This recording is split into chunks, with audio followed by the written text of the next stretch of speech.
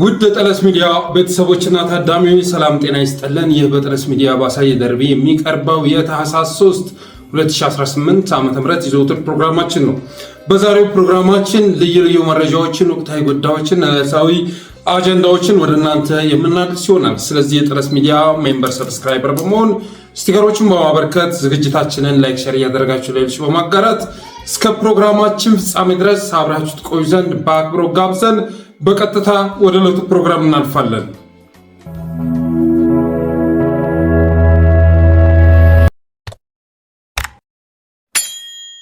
የመጀመሪያው ርዕሳችን የህወሓት ጡረተኞችን ይመለከታል። እንግዲህ ላለፉት ዓመታት ፖለቲካውን ሲያበላሹ የነበሩ የህወሓት ጡረተኞች ከሰሞኑን ደግሞ ብቅ እያሉ የጠራውን መጥራት የጀመረውን ፖለቲካ ማደፍረስ ጀምረዋል።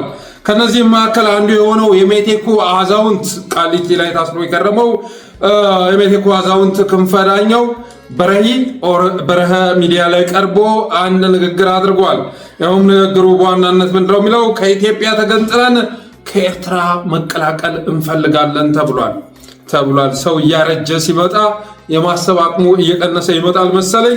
ከኢትዮጵያ ተገንጥለን ከኤርትራ መቀላቀል እንፈልጋለን ብሎናል። ኢትዮጵያውያን ቢፈቅዱላችሁ እንኳን ኤርትራውያን ይፈልጓችኋል የሚለው ጥያቄ ግን ቀላል መልስ ያለው አይመስለኝም። ኢትዮጵያውያን እንድትሄዱ ቢፈቅዱላችሁ፣ እንድትገነጠሉ ቢፈቅዱላችሁ እንኳን ኤርትራውያን ይፈልጓችኋል። ምን ይዛችሁ ወደ ኤርትራ መሄድ አስባችኋል? ምናልባት ከነሱ ባህር በር አስባችሁ ሊሆን ይችላል። የተለያዩ ያሰባችኋቸው ጥቅሞች ሊኖሩ ይችላሉ። ኤርትራውያን ከእናንተ የሚፈልጉት ጥቅም ምንድነው የሚለውን ጉዳይ ክንፈ ዳኘው ያሰበበት አይመስልም። በተረፈ ግን እንዲህ ያለ አጀንዳ ብልጽግናን ከመታደግ ያለፈ ፋይዳ የለውም። ጀነራል ክንፈ ዳኘው በሚዲያ መጥቶ ያደረገው ንግግር ዋነኛ ዓላማው ብልጽግና ማትረፍ ነው። ከዚህ በፊት ታስታውሳላችሁ አይደል? ኢትዮጵያውያን ሳይወዱ በግዳቸው ከአብይ አህመድ ጎን እንዲሰለፉ ያደረጋቸው የህወሓት የመጨረሻ ኋላ ቀር ፖለቲካ ነበር። ኢትዮጵያውያን ሳይወዱ በግዳቸው ከአብይ አህመድ ጎን እንዲሰለፉ የተገደዱት የአማራ ኤሊት፣ የአንድነት ኃይሎች ከአብይ ጎን እንዲሰለፉ የተገደዱት አብይ አህመድ መሳጭ መሪ ሆኖ ስለተገኘ አይደለም። አብይ አህመድ የሚገርም አይዲያ ይዞ ስለመጣ አይደለም። ከስልጣን የተወገደው ቁሞ ቀር ቡድን የደቀነው አደጋ ነበር። በወቅቱ አብይ አህመድን አብይ አህመድ ብለው መጥራት ይደብራቸው ነበር። አብዮት ምናምን የሚል የአማራ ስም አውጥተውለት ነበር። አብይ አህመድ ኦሮሞ ማንነት ያለው መሪ መሆኑን ክደው ነበር። አማራ አድርገውት ነበር። ነጌታቸው ረዳ እየመጡ የሚዙቱት አማራ ላይ ነበር። ታስታውሳላችሁ አይደለም? ዋና ጭብጨባ በጣም የሚወደው ጭብጨባ የአማራ ኤሊትን ጭብጨባ ነው። እነሱም በደንብ አድምቀውለት የሚቻላቸውን አድርገዋል። አሁን የአማራ ኤሊት ኦሮሞ የሚባል ህዝብ ለኢትዮጵያ መስዋዕትነት ከፍሏል ብሎ አያምንም። የአማራ ኤሊት ትግራይን ይጣላ ይሆናል፣ ትግራይን አይንቅም፣ ኦሮሞን ይንቃል። የት ይደርሳሉ? እነዚህ እኮ አደናቅፈውን ነው እንጂ ሁሉ ነገር መጠቅለል ይፈልጋል የአማራ ኤሊት። ይሄ አምታች ኤሊት ለአማራ ህዝብ አይጠቅምም፣ ሊጠቅም አይችልም። አማራ ማለት በማይመለከተው ጦርነት ውስጥ የማያቆየውን መሬት ለማስመለስ በሚል የአብይን አጀንዳ የነዚህን ያረጁ ያፈጁ አስተሳሰብ ያላቸው የአማራ ኤሊት ጋሻ ጀግኖች አጀንዳ ለማስፈጸም ሲል በብዛት እያለቀ ያለው አማራ ወጣት ነው። ሌላውም ባልቅ ማለት ያለም እያለቀ ነው። ስለዚህ ኢትዮጵያን ለማፍረስ ትልቁ አስተዋጽኦ የአማራ ኤሊት ነው የሚወስደው። ስለ ኢትዮጵያዊነት ሲዘምር፣ ስለ ኢትዮጵያዊነት ሲዘፍን ግን የሚያክለው የለም እና ዘፈንህን ይዘህ ገደል ትገባለህ ብሎ የአማራን ኤሊት እኔ እንግዲህ እንደሰማችሁት አብይ አህመድ ኢትዮጵያ እያለ ሲያንቆለባብስ፣ እነሱ ደግሞ ኢትዮጵያን ስለማፍረስ ስለማተራመስ ኢትዮጵያን የማቃለል ስራ ሲሰሩ ነበር። ኢትዮጵያን ስለማፍረስ ሲያወሩ ነበር። በተዘዋዋሪ የሚናገሩት ንግግር ሲተረጎም ኢትዮጵያን ማፍረስ የሚል ትርጉም የነበረው ነበር። ስለዚህ አድቫንቴጁን ተመልክቶ ከበጣም መጥፎ የተሻለውን መጥፎ መርጦ አማራው ከአብይ ጎን ለመሰለፍ ተገዷል። እኔ በዋናነት እንደ አንድ የአማራ ተወላጅ በወቅቱ ለአብይ አህመድ ድጋፍ ሳደርግ ነበር። በዛ በጦርነት ሰዓት ላይ ለምንድነው ድጋፍ ያደረግከው ካላችሁኝ የአብይ አገዛዝ ከባለፈው አገዛዝ የተሻለ ነው ብዬ በማመን አይደለም። ግን ህወሓት ሲሰራቸው የነበሩ ፖለቲካዎች በሙሉ አማራን አደጋ ውስጥ የሚከቱ በመሆናቸው የተነሳ ነው። የፌዴራሊስት ኃይሎች እያለ የሚጠራቸውን አበል ተቀራማቾች መቀሌ ላይ እየሰበሰበ የሚመክረው በአማራ ጉዳይ ላይ ነበር። ስልጣኑን በተረከበው ኃይል ላይ ሳይሆን በአማራ ላይ ነበር። እና የነዚህ ሰዎች ፖለቲካ አንዳንድ ጊዜ ሳስበው በጣም ያቅለሸልሸኛል። የመጨረሻ ማለት ነው።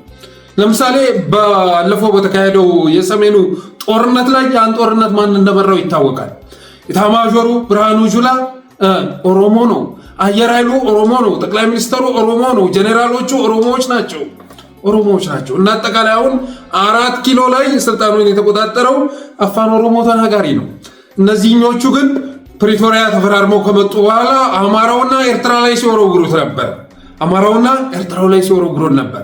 ከዛ ኤርትራ ጋር ደግሞ መሞዳሞር ሲጀምሩ ኤርትራን ወደ ጎን አደረጉና አማራ ላይ እያመጡ መለደፍ ጀመሩ። ስለዚህ ክንፈዳኛው ሰሞኑን እንግዲህ ኢሳያስ ጋር ምን ተመካክሮ እንደሆነ ባይታወቅም ከኤርትራ ጋር መቀላቀል እንፈልጋለን ብሏል። በበኩሌ ግን ኤርትራውያን ይፈልጓቸዋል ብዬ አላስብም። በጭራሽ ከእናንተ ጋር መቀላቀል አይፈልጉም።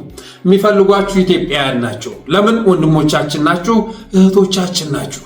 ስለዚህ ይህንን ማክበር ያስፈልጋል ብዬ አስባለሁ። እንደዚህ አይነት ንግግሮች ሲመጡ በዋናነት ልተዋግዙት የሚገባው የትግራይ ኤሊቶች ናቸው። የትግራይ ኤሊቶች እንዲህ አይነት የጀኔራል ክንፈ ዳኘው አይነት ንግግር ሲነገር ይህን ልታወግዙት ይገባል። ኢትዮጵያውያን ከአብይ ጎን እንዲሰለፉ የሚያደርግ ንግግር ነው ክንፈ ዳኘው ያደረገው። ክንፈ ዳኘው መጥቶ ሚዲያ ላይ የተናገረው ንግግር ሰሞኑን ወደ ብልጽግና የተመለሱ የአፋሕድ አመራሮች ሲበሸከቱት የነበረውን ፕሮፓጋንዳ እውን ያደረገ ነው። ትናንት ቀን ላይ የአፋሕድ ሰዎች እንዴ እኛ ከገንጣይ አስገንጣይ ጋር አብረን ልንሰራ አንችልም ብለን ወደ አገዛዙ ገብተናል በማለት ተናገሩ። ከዛ ማታ ላይ ደግሞ በተለቀቀ ኢንተርቪው የጃጀው አዛውንት መጣና እኛ ከኢትዮጵያ ተገንጥለን ኤርትራ ጋር መቀላቀል እንፈልጋለን አለ። ይሄ እንደማይሆን አሳምሮ ያውቃል። ግን ብስጭት ሲሰማው የድሮ ህይወቱን ከአሁኑ ህይወቱ ጋር ሲወዳደረው ንደት ስለሚሰማው ያንን ለማስተንፈስ እየሞከረ መሆኑ ግልጽ ነው። በተረፈ ግን ምን ይዘህ ነው የምትገነጠለው ነው ጥያቄው። ምን ይዘህ ነው የምትገነጠለው? እንደገና ወደ ድሮ አትመልሱን፣ ወደ ድሮው አትመልሱን። እንደግበት ቁሞ ቀር እዛው እንትን መንደረክ እየተርመጠመጥክ እንደገና ቸል እያልነው ወደ መጣ አጀንዳ ባትመልሱን ጥሩ ነው። የሚጠቅመው የሰሜኑ የተባበር ነው። ከአፋር ከአማራው ጋር ተባብረን እንደ ማንኛውም ኢትዮጵያዊ ሁሉ እንዳትኖሩ፣ በሀገራችሁ እንዳትሰሩ፣ በሀገራችሁ እንዳትንቀሳቀሱ ያደረገንን አገዛዝ እሱም በጋራ ማስወገድ መፍትሄ ነው። ከዛ ውጭ ግን 4 ኪሎ የገባ ኃይል የሆነ ነገር ባደረገ ቁጥር ኢትዮጵያን አልፈልግም እያልክ የምታቀራራበት ዘመን አልፏል። የሚሳካም አይደለም። ምናልባት እንግዲህ የታጠቃት የተወሰነች ድሮን እጅ ገብታለች ይመስለኛል። የሆነ ነገሮች እጃችሁ ገብቷል ማለት ነው። ከዛ ያንን ስታስገቡ ደግሞ ጥጋባችሁ ጣራ ይነካል። የምትናገሩትን ማወቅ ይሳናችኋል። እና እኔ በእኔ እምነት ጀኔራል ክንፈ ዳኘው መጥቶ የተናገረው ነገር የትግራይን ጥቅም የሚያስከብር አይደለም። ይሄ የክንፈ ዳኘው ንግግር የሚጠቅመው ለማን ነው? ለእነ አብይ አህመድ ነው፣ ለእነ ሽመልስ አብዲሳ ነው።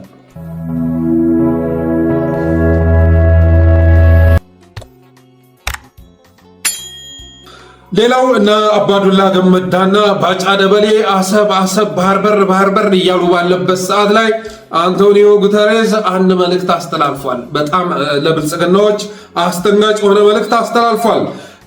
ባጫ ደበሌም አባዱላም ሰሞኑን ጋዜጣ ፕላስ ወይም ኢዜአ ላይ እየቀረቡ ኢትዮጵያ ፕሬስ ኤጀንሲ ላይ እየቀረቡ ሰሞኑን በኤርትራ ጉዳይ ላይ በባህር በር ጉዳይ ላይ ሲናገሩ ነበር። ባጫ ደበሌ እንደውም አሰብ እናድናለን ብላችሁ ስታስቡ ኤርትራን እንዳታጡ ብሏል።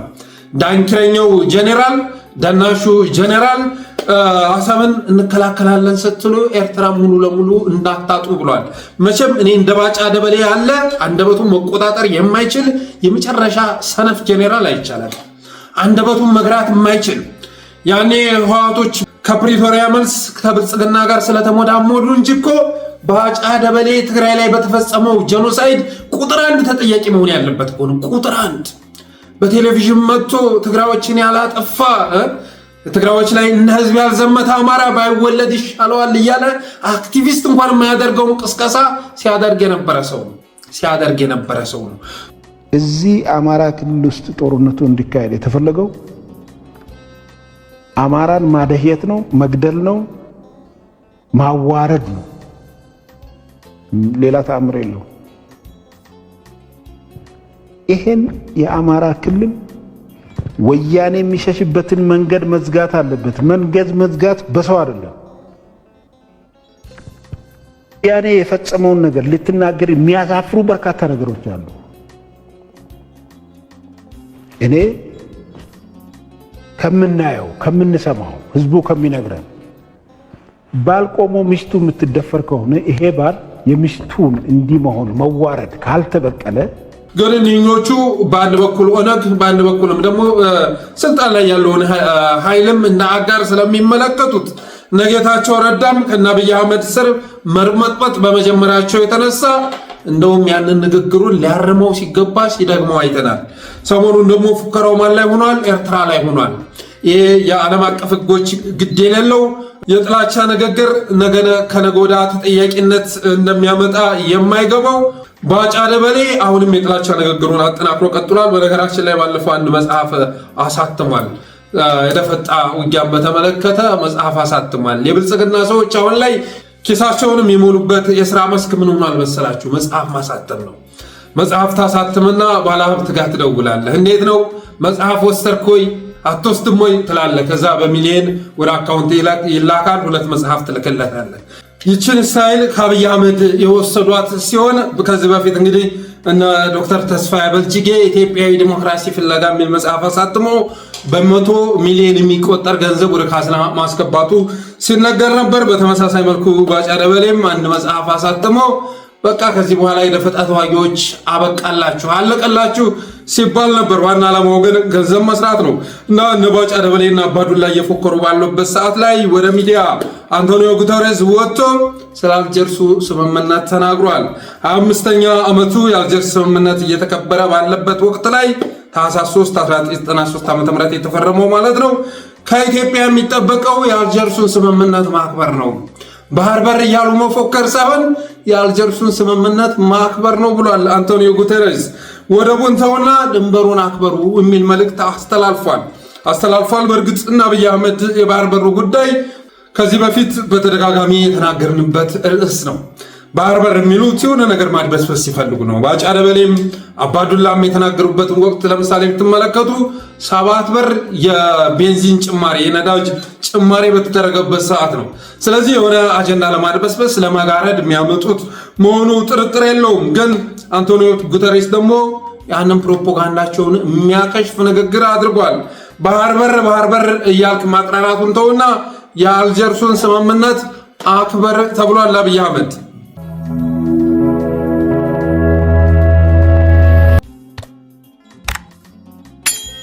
ሌላው ከአውሮፓ መጥቶ ትግሉን ስለተቀላቀለ አርበኛ ይመለከታል። ከአውሮፓ ድረስ መጥቶ አንድ አርበኛ ትግሉን ተቀላቅሏል። በላይነህ ሰጣርጌ ይባላል። በላይነህ ሰጣርጌ እንግዲህ በሶሻል ሚዲያ የሚታወቅ ሰው ነው። ያልነካካው የለም። እኔንም ጨምሮ ብዙዎቻችንን የሆነ ነገር ከተመለከተ የሚያልፍ ሰው አይደለም። በትችት የሚታወቅ ሰው ነው። አርበኞችንም ሲተች ነበር። ብቻ በሶሻል ሚዲያ አወዛጋቢ ሆኖ የቆየ ሰው መሆኑ ይታወቃል። ከትግል ሜዳ የነበሩ ጥቅመኞች እየተሰለፉ ወደ አገዛዙ ሲገቡ አውሮፓ የነበረው የአርበኝነት መንፈስ የሚሰማው ወንድማችን ደግሞ ተሽከርክሮ መጥቶ በጣም ብዙ ስራ እየሰራ ይገኛል። እኔ ይህን መረጃ ከደረሰ ቆይቷል። ቢያንስ ከ2 ወር ከ3 ወር በላይ ይሆነዋል ወደ ትግል ሜዳ መጥቶ ከገባ። ግን ያ ነገር ወደ ሚዲያ ልንወጣው አልደፈርንም ነበረ። አሁን ላይ ግን ምኒልክ እዝ ሹመት ስለሰጠው ማለት ነው። ምኒልክ እዝ ሹመት ስለሰጠው ከአውሮፓ መጥቶ ትግል ሜዳ መግባቱ ተረጋግጧል። ይህንም በተመለከተም አንዳንድ ወገኖች ቅሬታቸውን እየገለጹ ይገኛሉ።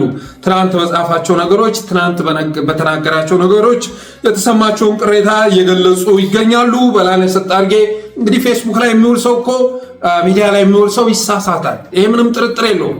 ሁሌ መተን ሚዲያ ላይ የምናወራው ነገር ለሁሉም ሰው ምቾት የሚሰጥ አይደለም። እኔም በጠለስ ሚዲያ መጥቼ ስናገር ማስቀይመው ሰው ቁጥር ስፍር የለውም። እውነት የመሰለኝን ለትግሉ ይጠቅማል ብዬ የማስበውን ስናገር ማስቀየማቸው ወገኖች እንዳሉ አልዘነጋም። በላይነህ ሰጣርጌም ሐሳቡን በቀጥታ ሲገልጽ የነበረ ሰው መሆኑ የተነሳ ያስቀየማቸው ቢኖር የሚገርም አይደለም። ያም ሆኖ ግን ከአውሮፓ ድረስ መጥቶ ዛሬ ትግል ሜዳ ላይ ያሉ ጓዶች ሸርተት እያሉ ባለበት ሰዓት ላይ ከአውሮፓ ድረስ መጥቶ ትግል ሜዳ ይገባል። ትግል ሜዳ መግባት ብቻ አይደለም፣ በጣም ብዙ ስራ እየሰራ መሆኑን አውቃለሁ። ምንም አይነት ትግል ባልነበረበት በጣም በተፋዘዘበት ምዕራብ ወረዳ ላይ ሰፊ የሆነ ስራ እየሰራ ያለ አርበኛ ላይ ዘመቻ መክፈት ልክ አይደለም። ሁላችንም አማራዎች ነን። እኔ ለበላይነህ ሰጣርጌ ልከራከርለት የመጣሁት መንደርን አካባቢን መሰረት አድርጌ አይደለም። ይሄ ነገር ሊጠናከር የሚገባው ስለሆነ ነው። አውፍም መባባል መቻል አለብን። በትግል ውስጥ ያለ ሰው መቼም እውነተኛ ትግል እናካሄድ ከተባባል ስንተቻች የመቀያየም ሁኔታ ሊከሰት ይችላል።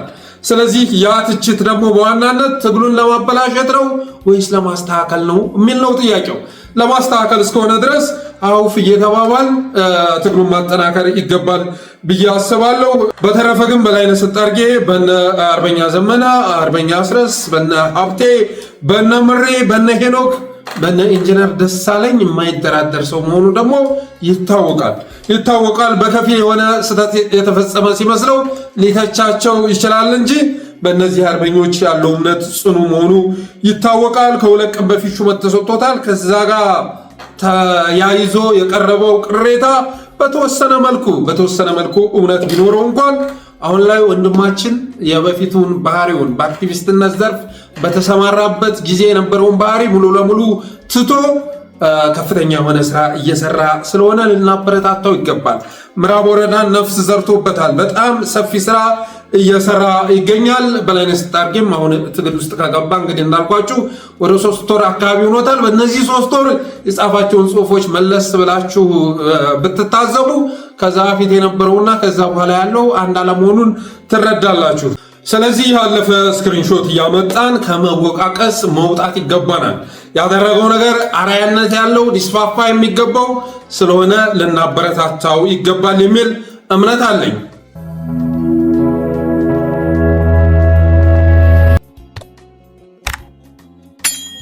ቀጣዩ ርዕሳችን የቲክቶከሮችን እስር ይመለከታል። አገዛዙ ከኢትዮጵያ ሴት ወግ ባህል ያፈነገጡ የሚላቸውን ቲክቶከሮች ማሰሩን አጠናክሮ ቀጥሏል። ምንም እንኳን ከአብይ አህመድና ከቡድኑ በላይ ከኢትዮጵያዊ ሴት ወግ ባህል ያፈነገጠ ቲክቶከር ባይኖርም አገዛዙ ግን እርምጃ መውሰዱን አጠናክሮ ቀጥሏል። በዚህ ጉዳይ ላይ ለማጣራት ስንሞክር ስልጠና አለ የሚል መረጃ ደርሶናል። ስልጠና አለ። ቲክቶከሮችን እያሰባሰበ ያለው እስር ቤት አስገብቶ ትንሽ ሞረድ አድርጎ ወደ ስልጠና አዳራሽ ሊያስገባቸው ነው፣ ለምርጫ ሊጠቀሙባቸው ነው፣ ካድሬ ሊያደርጋቸው ነው የሚል መረጃ ደርሶናል። ያስኬዳል። እንደዛ ያሰበ ነው የሚመስለው። ከዛ ውጭ ግን አገዛዙን ስታዩት የሚያሳስበው እንደውም የኢትዮጵያ እሴት ወግ ባህል መጠበቁ ነው። ምክንያቱም ከኢትዮጵያውያን መገለጫዎች ጋር ቅራኔ ጠብ ያለው አገዛዝ ነው አሁን ስልጣን ላይ የመጣው እና ለማንም አርአያ መሆን የማይችል በራሱ ሀገር ውስጥ አማጽያንን እየቀፈቀፈ በየክልሎች የሚያዘምት የኢትዮጵያን ዳር ድንበር በየአቅጣጫው ያስተፈረ መጨረሻ የመንግስትነት መገለጫ የሌለው አገዛዝ ስልጣን ላይ መኖሩ ይታወቃል። ቢቢሲ ባወጣው መረጃ እንኳን ከ3000 በላይ ሴቶችን 1 ዓመት ባልሞላ ጊዜ ውስጥ ያውም ጤና ተቋማት ላይ ሪፖርት የተደረገው ማለት ነው ከ3000 በላይ ሴቶችን ያስተፈረ እገታና ሞትን አትዘግቡ በማለት ለፋና፣ ለነዋልታ፣ ለኢቲቪ ትዕዛዝ ያወረደ ሶሻል ክሪቲክስን የከለከለ አሁን ኢትዮጵያ ውስጥ የሚኖር ሰው በየትኛው ዘርፍ ነው ኮንቴንት ክሬተር መሆን የሚችለው? በየትኛው ዘርፍ እስኪ ንገሩ። ሶሻል ክሪቲክስ እኮ ተከልክሏል እኮ። የምታዩዋቸውን በአካባቢያችሁ የምታዩዋቸውን ችግሮች እያመጣችሁ ማቅረብ አትችሉም። በአንድ ቀበሌ ውስጥ የሚሰራ የቀበሌ ሊቀመንበር የሚሰራውን ነገር በጭውውት እና በመሳሰሉ ነገሮች አምጥታችሁ ብታቀርቡም ከመታሰር አትድኑ። ትናንትና መረር ያለ መልእክት ሲያስተላልፉ የነበሩት እነ መስከረም አበራን፣ እነ ጎበዜ ሲሳይን፣ እነ ዳዊት በጋሻውን የመሳሰሉ እነ አባይ ዘውዱን ጋዜጠኞች አሰረ። ፖለቲካ በኢትዮጵያ ውስጥ እንዳይወራ አደረገ። ፖለቲካ በሚያምሳት ሀገር ውስጥ ፖለቲካዊ፣ ኢኮኖሚያዊ፣ ማህበራዊ ችግሮች በሚያምሷት ሀገር ውስጥ በእነዚህ ዘርፎች መስራት አይቻልም ብሎ ከለከለ። ስለዚህ በትልልቅ ነገሮች ዙሪያ መስራት ሲከለከል ቲክቶከሮች በተፈቀደላቸው አጀንዳ ዙሪያ መንቀሳቀስ ጀመሩ እና እኔ ይሄ ጉዳይ የነሱ ጥፋት ነው ብዬ አላስብም። ራሱ ያገዛዙ ጥፋት ነው። ከዛ ውጭ ግን ውሸትን፣ ማጭበርበርን የተካነ ህፃናትን ወታደር አድርጎ እያዘመተ የሚገኝ ህዝብን በቅድ የሚያደህይ ይሄ ህዝብ በማንነት በሃይማኖት ከፋፍሎ ይህን ህዝብ ላደህየው ይገባል፣ ላራቁተው ይገባል፣ ሰፈሩን ላፈርስበት ይገባል እያለ የሚንቀሳቀስ አገዛዝ ከኦርቶዶክስና ከኢትዮጵያ ጋር የማይታረቅ ቅራኔ ያለው አገዛዝ ገንጣይና ከፋፋይ ዘረኛ ስርዓት ስለ የትኛው እሴትና ባህል ነው የሚያስተምረው? ስለ የትኛው እሴትና ባህል ነው የሚያስተምረው? ለመሆኑ ቲክቶክ እና ዩቲዩብ ላይ ከአብይ አህመድ ያነሰ ጭንቅላት ያለው ቲክቶከር ዩቲዩበር አለ እንዴ? ከአብይ አህመድ ያነሰ አይምሮ ያለው ከአብይ አህመድ ያነሰ አስተሳሰብ ያለው ቲክቶከር እና ዩቲዩበር አለ? እኔ አይመስለኝም። ውሸቶቹን እያመጣን ዘርዝራቸው ስንት ነገር ሲበሸከት እንደነበረ ዘነጋችሁት? ስንት የጥላቻ ንግግር ሲያደርግ እንደነበረ ዘነጋችሁት? እንዲህ አሁን ቲክቶክ ላይ ብትሄዱ፣ ዩቲዩብ ላይ ብትሄዱ፣ ፌስቡክ ላይ ብትመጡ፣ ትዊተር ላይ ብትሄዱ ጥላቻ ንግግር የሚያደርጉት ህዝብን በሃይማኖት በማንነት ለማጋጨት 24 ሰዓት የሚቀሰቅሱት የአብይ አህመድ ተከፋይ ካድሬዎች አይደሉ እንዴ? ከስዩም ተሾመ በላይ ዩቲዩብን የመጨረሻ የጥላቻ ሜዳ ያደረገ ዩቲዩበር ማግኘት ይቻላል? አይመስለኝም። ስለዚህ እኔ ከኢትዮጵያ ሴት ወግ ያፈነገጡ የሚለው ጉዳይ ቀልድ ነው ብዬ አስባለሁ። ከሽመልስ አብዲሳ ያነሰ ጭንቅላት ያለው ቲክቶከር አለ? ከአዳነች አቤቤ የሚያንስ አለ? በፍጹም የለም። የመንግስት ስልጣን ላይ ተቀምጠው የኢትዮጵያ ተብለው ተሹመው ሳለ ኢትዮጵያውያንን ለማበጣበጥ ኢትዮጵያን ለማፍረስ የሚሰሩ አመራሮች ከሽመልስ አብዲሳ በላይ ያልተሞረደ ምላስ ያለው ቲክቶከር ይገኛል? በፍጹም ይሄ ውሸት ነው። ግን እንደሚመስለኝ ምንድነው አሁን ወደ እስር ቤት ካስገባ በኋላ እዛ ጋር ትንሽ የመሞረድ ስራ ሰርቶ ከዛ ወደ ማሰልጠኛ እንትን አስገብቶ ካድሬ አድርጎ አሰልጥኖ ሊያስወጣቸው ነው የሚለው መረጃ ከዚህ ጋር በተያያዘ ትክክል ነው የሚመስለኝ። ሲፒጄ ትናንት አንድ መግለጫ ወጥቷል። ጋዜጠኛ ኢዮብ ሽመልስ ሊፈታ ይገባል ብሏል። የሲዳማው ጋዜጠኛ ስለ ሲዳማ ሲዘግብ የነበረው ጋዜጠኛ በቲክቶክ ማለት ነው እሱ ታፍሯል። ስለዚህ በአስቸኳይ እንዲፈታ ብሎ ሲፒጄ ጠይቋል። በነገራችን ላይ ሲዳማ ላይ በጣም ብዙ ችግር አለ። በጣም ሲዳማ ማንነቱን እየተቀማ ነው። መሬቱን ብቻ አይደለም ማንነቱን እየተቀማ ነው። ባለፈው በአንድ ትምህርት ቤት ውስጥ የ7ኛ ክፍል ጥያቄ አምጥቻ አሳይቻችኋለሁ። ከ54% የሚሆነው ስለ ገዳ ነው የሚሆነው። ጌታዬ ሲዳማን የሚያስተምሩት ስለ ገዳ ሲስተም ሆኗል። እዛው ላይ የተላከልኝ መልእክት ላይ በፊት ሐዋሳ ከተማ ሲዳማ ስትንቀሳቀስ አፋን ኦሮሞ መስማት ብርቅ ነበረ። አሁን ግን ከሲዳምኛ በላይ የሚነገረው ቋንቋ አፋን ኦሮሞ ሆኗል የሚል መረጃ ደርሶኝ ወደ እናንተ ማድረስ የሚዘነጋ አይደለም። ከዛ ውጭ ግን ሲዳማ ላይ ያለው ከፕሬዝዳንቱ አንስቶ ደሌሞ ከፕሬዝዳንቱ አንስቶ በሙስና የጨቀየ ክልል መሆኑ ይታወቃል። ስለዚህ በዚህ ጉዳይ ላይ ሲሰራ የነበረው ጋዜጠኛ በመታሰሩ የተነሳ እንዲፈታ ሲፒጄ ጠይቋል።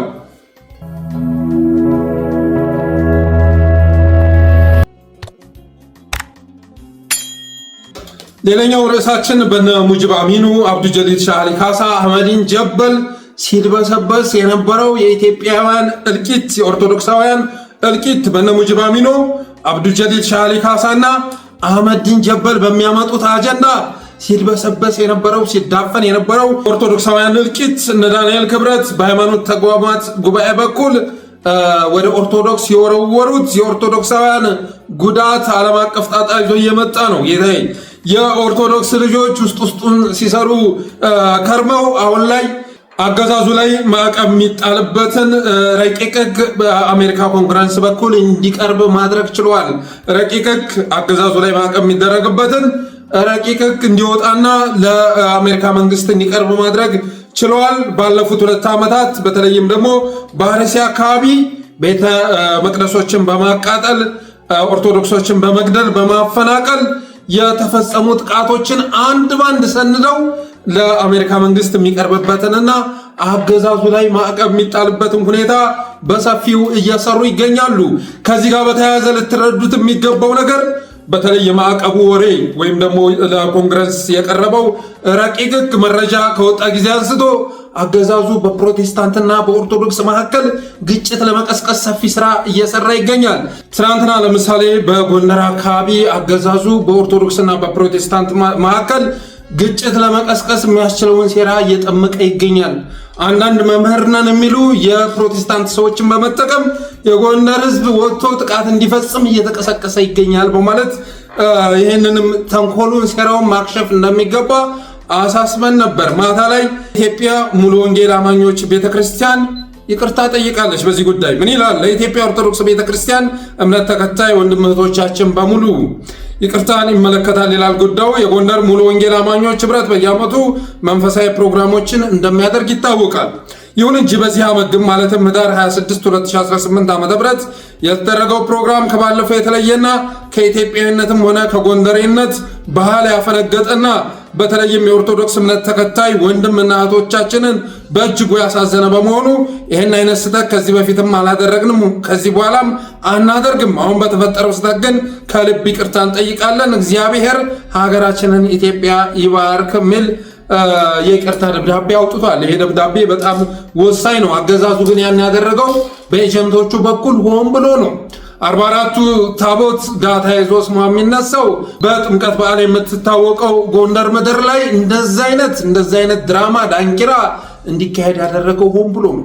በጎንደር የሚሰራ ድግምት የጨለማ ስራ ፋሲል ቤተ ንጉሥ ውስጥ ገብተው እዛ ውስጥ እንግዲህ ብዙ ቅስቀሳ ሲያደርጉ ነበረ። ስለዚህ እኔ ያ ጉዳይ ግጭት ለመቀስቀስ ሆን ብሎ የተሰናዳ ነው የሚል እምነት ነበረኝ። ያንንም በተመለከተ ትናንት ፕሮግራም አድርጌ ነበር።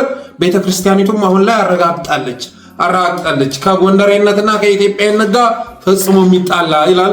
ከአማራነት ጋር ብለን አስተካክለነዋል። ጎንደሬነት የሚባል ማንነት ስለሌለ ከአማራነትና ከኢትዮጵያዊነት ጋር ጭራሽ የማይጣጣም ስራ ነበር ሲሰራ የነበረው። ይሄን እያደረገ ያለው ለምንድን ነው ከተባለ እንደገና ፕሮቴስታንቶች ላይ የሆነ ጥቃት ተፈጽሞ ከዛ ኦርቶዶክስ እኮ የው ፕሮቴስታንቶችን አጠፋች ብሎ እንደገና እዛ ጋር እየቀረበ ያለውን ረቂቅ ሕግ እሱም ማሻር ስለፈለገ ነው።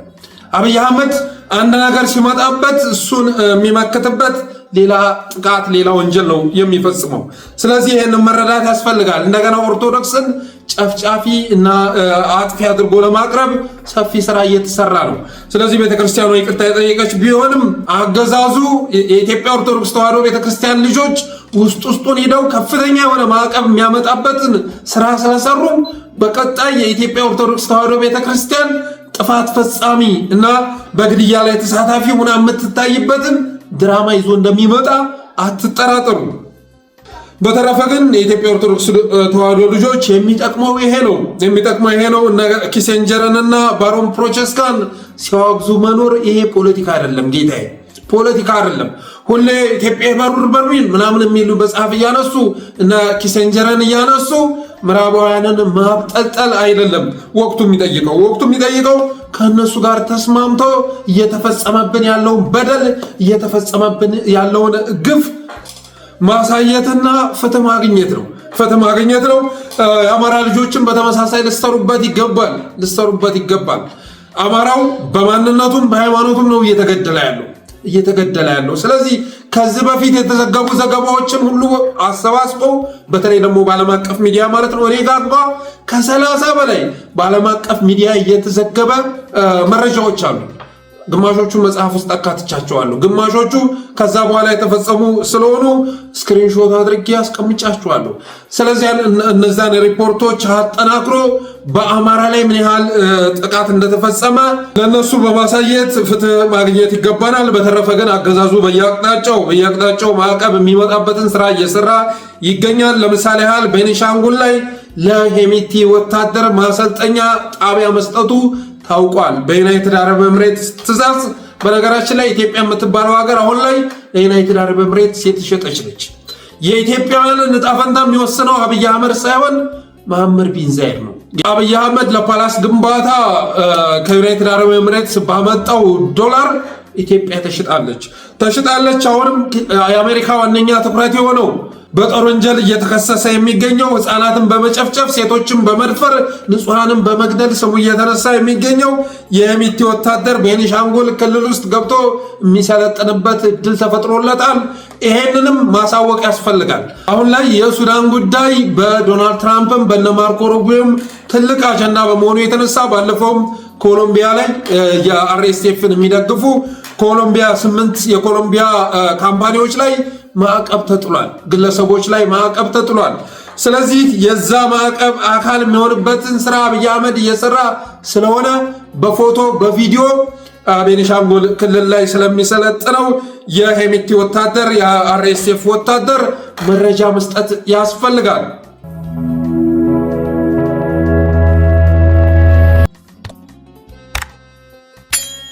ሌላው ከዚህ ጋር በተገናኘ የተሰማው መረጃ ኤርትራ ከኦህዴድ መራሹ የኢጋድ አባልነት ራሷን ማግለሏ ተሰምቷል።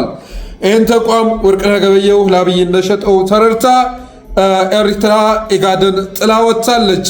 ይህም መረጃ የወጣው ፕሬስ ሪሊዝ የወጣው በኤርትራ ፎሬን ሚኒስተር የትዊተር ገጽ ላይ ሲሆን ኤሪትሪያ ሃዝ ዊዝድሮን ኢትስ ሜምበርሺፕ ፍሮም ኢጋድ በማለት ከዛሬ ዲሴምበር 12 2025 ጀምሮ ከኢጋድ አባልነት ኤርትራ ለቃ መውጣቷን ገልጻለች። በነገራችን ላይ ኢጋድ እንኳን አይደለም ለቀጠናው ይቅርና እንደ ኢትዮጵያ ራሱ እየሰራ ያለው ስራ ከመጠን በላይ የሚያሳፍር ነው። ባለፈው አፋሕድን ከብልጽግና ጋር አደራደርኩ ብሎ ማስረሻ ሰጤ እና የተወሰኑ ግለሰቦች ወደ አገዛዙ ከመመለሳቸው ጋር ተያይዞ ሲሰራ የነበረው ድራማ እነዚህ ሰዎች የትኛውን ቦታ ላይ ብታስቀምጧቸው እነ ወርቅነህ ገበየሁን እነ ግሩም ጫላን እና የመሳሰሉትን ማለት ነው አቡነ ሳዊሮስ ልትል ትችላለህ፣ ሀጂ ኢብራሂም ልትል ትችላለህ።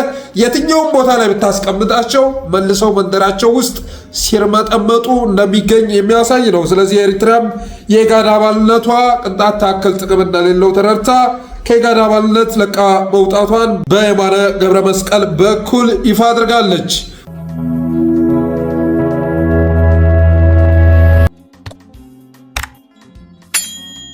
ሌላኛው ከአፋብኃ በላይ ዘለቀ ዳግማዊ ቴዎድሮስ 5ኛ ኮር የተላለፈ ጥብቅ መልእክት አለ።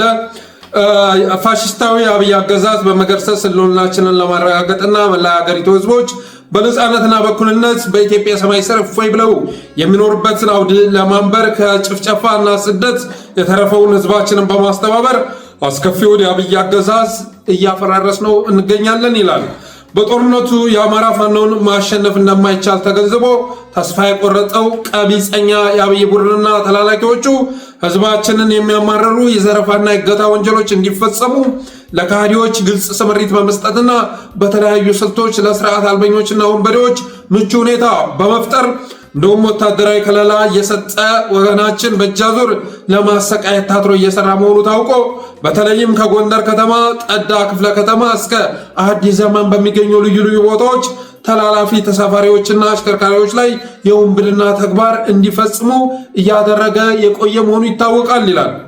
የሰሜን አማራ ቀጠና ግንባር ትግርን ለላቀ ውጤት ለማብቃት እዛችን በላይ ዘለቀ እዝ ዳር 30 2018 ዓ.ም በይፋ አውጆ የጀመረውን ጥልቅ ማጥናትና ማብቃት ንቅናቄ በመደገፍ ኮራችን ወደ ተግባር መግባቱን እያሳወቅ የማጥራት ተልዕኳችን አካል የሆነ በዳግማዊ ቴዎድሮስ ቀጠና ስር የሚስተዋሉ ተላላፊ ተሽከርካሪ ላይ ዘረፋና ስርቆት በሚፈጽሙ የህዝባችን ጠላቶችና የትግላችን ሳንጋ ወንበዴዎች ላይ የማጥራት ስምሪት የሚያደርግ በመሆኑ ከጎንደር ከተማ አዲስ ዘመን ከተማ ዋና አስፋልት አውራ ጎዳና ከታህሳስ 4 2018 ዓ.ም ጀምሮ እስከ ታህሳስ 10 2018 ዓ.ም ወላዶችና ጽኑ ህሙማን ከጫኑ አምቡላንሶችና ተሽከርካሪዎች ውጭ እስከተጠቀሰው ቀን መንገዱ ዝግ የተደረገ መሆኑን እናሳስባለን ብሏል። የተላለፈውን የመንገድ መዝጋት መመሪያ ተላልፎ ለመንቀሳቀስ የሚሞክር ማንኛውም አካል ሊደርስ የሚችልበት አደጋና ኪሳራ ኃላፊነት ራሱ የሚወስድ ይሆናል። ጥልቅ ማጥራትና ማብቃት ንቅናቄ ተጠናክሮ ይቀጥላል ይላል እዙ ባወጣው መግለጫ። በእርግጥም እዚህ አካባቢ ላይ በጣም ብዙ ወንጀል እየተፈጸመ ነው እና ዘመቻ ከማካሄድ ባለፈ ይህንን በዚህ ዘርፋ ላይ እየተሳተፉ ያሉ በአርበኛ ስም የሚንቀሳቀሱ ሌቦችን፣ ዘራፊዎችን ፎቶቸውንም ጭምር መውጣት ያስፈልጋል። በአካባቢው ላይ እነዚህ አይነት ወንጀል እየሰሩ ያሉ በአርበኛ ስም ተደብቀው ማለት ነው ህዝብን የማድሄት ስራ እየሰሩ ያሉ የባዕድን ተላላኪዎችን ፎቶአቸውንም ጭምር ወደ ሚዲያ በማምጣት ነገ ተጠያቂ የሚሆኑበትን ሁኔታ መዘርጋት ይገባል። አሁን እነዚህ ሰዎች ከዘረፉ በኋላ ነገር አገዛዙ እጅ ሰጥተው እሱ ስለሆነ ያሰማራቸው ማለት ነው ወደ አገዛዙ ተመልሰው በሰላም ሊኖሩ አይገባም።